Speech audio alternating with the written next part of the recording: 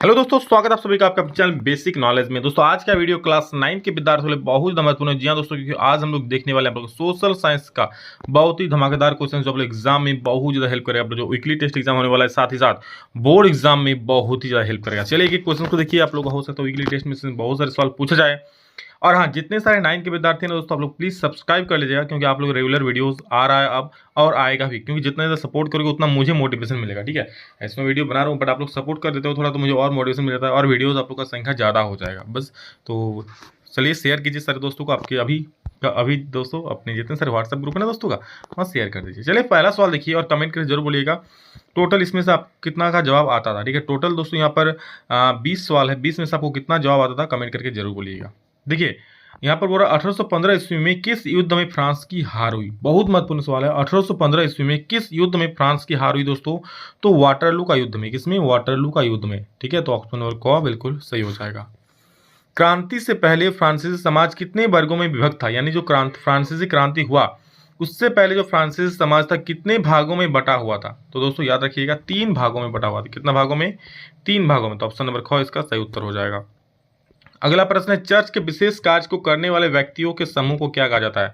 Church के विशेष कार्य को करने वाले व्यक्तियों के समूह को क्या कहा जाता है दोस्तों? तो उसको पादरी वर्ग कहते हैं। क्या बोलते हैं? चर्च का मान लो कोई विशेष कार्य कर रहा है, ठीक है, चर्च में जो लोग रहते हैं जो उनका कार्य को संभालते हैं तो उन्हें पादरी वर्ग कहा जाता है। ऑप्शन नंबर ग इसका सही उत्तर हो जाएगा। ठीक, हर एक क्वेश्चन दोस्तों आप लोग एग्जाम के लिए बहुत महत्वपूर्ण है, जो आप लोग एग्जाम देने वाले हो अभी। ठीक है, इसलिए हर एक क्वेश्चन को देख लीजिए, सभी को शेयर कर दीजिए और आप फिर से कहता हूँ सब्सक्राइब कर ही लीजिएगा, क्योंकि सब्सक्राइब करोगे तो और ज़्यादा रेगुलर वीडियोस आने लगेगा। ठीक, और ये तो हो गया। फ्रांस का संविधान किस वर्ष ना, बहुत महत्वपूर्ण सवाल है। फ्रांस का संविधान दोस्तों बना था 1791 ईस्वी में, यानी कि जो ऑप्शन नंबर ग है आपका परम परम सत्य उत्तर हो जाएगा। और अगला प्रश्न है, फ्रांस में 1793 से 1794 ईस्वी के मध्य के काल को किस नाम से जाना जाता है? दोस्तों फ्रांस में 1793 से 1794 जो एक साल का जो काल है, इस जो टाइम पीरियड इसको किस काल से किस काल के नाम से जाना जाता है? तो दोस्तों इसे आप लोग का आतंक का राज, ठीक है, क्या बोला जाता है? आतंक का राज के नाम से जाना जाता है, क्योंकि उस वक्त वहां पर आतंक फैला हुआ था। नेक्स्ट, फ्रांस की क्रांति कब शुरू हुई? तो ये आप लोग का 10th क्लास में भी ये सवाल रहेगा, तो याद रखिए फ्रांस की क्रांति दोस्तों 14 जुलाई 1789 ईस्वी में ये शुरू हुआ था। ठीक है, तो ऑप्शन नंबर को आपका बिल्कुल परम सत्य उत्तर हो जाएगा, 14 जुलाई 1789 में। टाइड क्या था दोस्तों? तो टाइड एक प्रकार का धार्मिक कर है। क्या टाइड? क्या एक टाइड है एक प्रकार का धार्मिक कर। फ्रांसीसी समाज में सत्ता और सामाजिक हैसियत को अभिव्यक्त करने वाली श्रेणी को क्या कहा जाता है? फ्रांसीसी समाज में सत्ता और सामाजिक हैसियत को अभिव्यक्त करने वाली श्रेणी को क्या कहा जाता है दोस्तों? तो उसको बोलता है यहाँ पर एस्टेट। क्या बोलता है? एस्टेट। यहाँ पर याद रखिए घ नंबर। अगला प्रश्न है, मार्सिले क्या है दोस्तों? तो मार्सिले फ्रांस के राष्ट्रगान को मार्सिले कहता है। जैसे हमारा राष्ट्रगान क्या है? जन गण मन, उसी प्रकार जो फ्रांस का राष्ट्रगान है वो क्या है? मार्सिले। किसका? फ्रांस का राष्ट्रगान। ऑप्शन नंबर गो।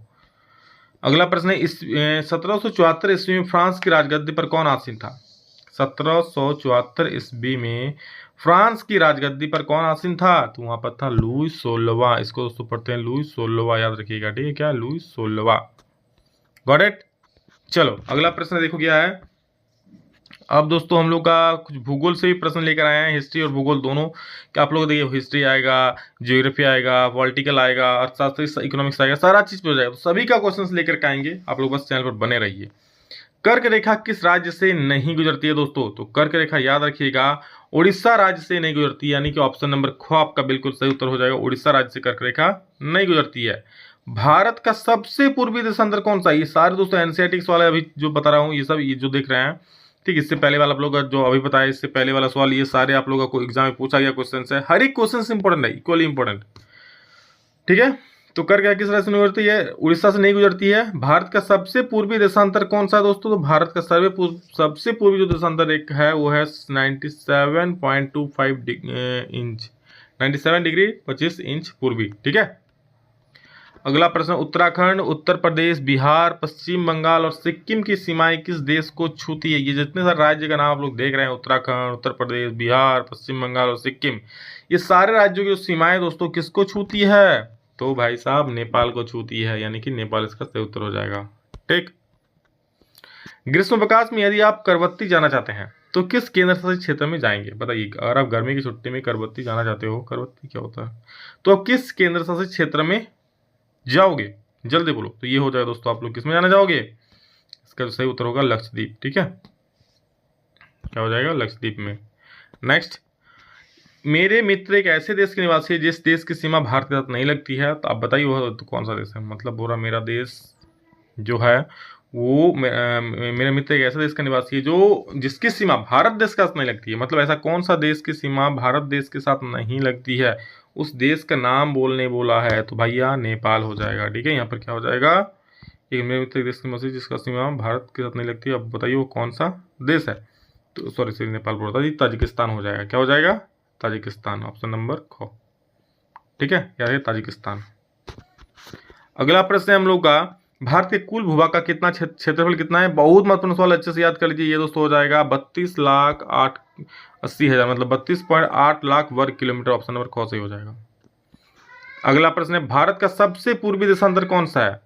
भारत का सबसे पूर्वी देशांतर रेखा दोस्तों याद रखिएगा 82.30 डिग्री पूर्व है। ठीक है, 82.30 पूर्व भारत का सबसे पूर्वी देशांतर है। अगला प्रश्न है, नेपाल देश की सीमा किस राज्य से नहीं लगती है? तो दोस्तों नेपाल देश की सीमा हमारा जो प्यारा झारखंड है, झारखंड से ही नहीं लगता है। ठीक है, तो ये ऑप्शन नंबर घ बिल्कुल सही उत्तर हो जाएगा। नेपाल देश की सीमा जो है दोस्तों झारखंड राज्य से नहीं लगती है। नेक्स्ट क्वेश्चन है, भारत को भौगोलिक आकृतियों के दृष्टिकोण से कितने भागों में विभाजित किया गया है? तो याद रखिएगा दोस्तों, भारत का जो भौगोलिक आकृति है ना, इसको मतलब कितने आकृति में विभाजित किया गया है? ये आपका सही हो जाएगा 6 आकृति। ठीक है, ये याद रखिएगा, भारत के भौगोलिक आकृति के दृष्टिकोण से इसको 6 भागों में विभाजित किया गया है। ठीक, अगला प्रश्न देखिए हमारा क्या है, भारत का क्षेत्रफल विश्व के कुल क्षेत्रफल का कितना परसेंट? विश्व में टोटल जो एरिया है उसमें भारत का एरिया कितना है, मतलब कितना परसेंट है ये पूछा है। तो ये हो जाएगा दोस्तों 2.4%। ठीक है, कितना हो जाएगा? 2.4%, यानी कि ऑप्शन नंबर ख इसका बिल्कुल सही उत्तर हो जाएगा। ठीक है, चलिए अगला प्रश्न देखते हैं, भारत की मानक यामोत्तर रेखा कौन सी रेखा है? भारत की मानक यामोत्तर रेखा कौन सी है? इसका हो जाएगा दोस्तों 82.30 अंश पूर्वी देशांतर। ठीक है, यानी कि ऑप्शन नंबर को याद रखिएगा। कर्क रेखा किस राज्य से नहीं गुजरती है? तो कर्क रेखा आप लोगों को अभी बताया हम, उड़ीसा राज्य से नहीं गुजरती। याद रखिएगा, फेमस क्वेश्चन है, एनसीईआरटी का है, कई बार एग्जाम में पूछा गया है, मिस मत करना। विश्व का सबसे ऊंचा शिखर माउंट एवरेस्ट किस देश में स्थित है? ये आपका नेपाल देश में स्थित है। और अगला प्रश्न नहीं है ये दोस्तों, आप लोगों का बहुत ही महत्वपूर्ण क्वेश्चन है एग्जाम के लिए, एक भी क्वेश्चन मिस मत करना, सारे क्वेश्चन को देखो। और एक चीज मैं कह रहा हूं, देखो 9th क्लास अभी है, आप लोग उसका 10th में जाओगे, और आप लोग जानते हैं कितना धुआंधार तैयारी होता है इस चैनल पे, बच्चे किस प्रकार से नंबर लाते हैं। तो कैसे होगा? आप लोगों को सिर्फ इतना करना है, जो पढ़ाता हूँ पढ़िए, और ज़्यादा से ज़्यादा वीडियो को शेयर करना, क्योंकि जितना ज़्यादा शेयर करोगे उतने बच्चे तक पहुँचेगा। और शेयर करके आप किसी को एक अच्छा काम ही कर रहे हो, क्योंकि आपके शेयर से किसी को एक बच्चा पढ़ लेगा, वो शिक्षित हो जाएगा। ठीक है, और दुआएं ही देगा आपको। तो बस शेयर कीजिए और पढ़िए, मेहनत कीजिए, ताकि अच्छा नंबर आ सके और एग्जाम में फोड़ सको। ठीक है, चलिए so love you all, thank you all of you. अभी गलत नहीं, फिर नेक्स्ट जल्द मिलेंगे, तब तक जय हिंद, वंदे मातरम।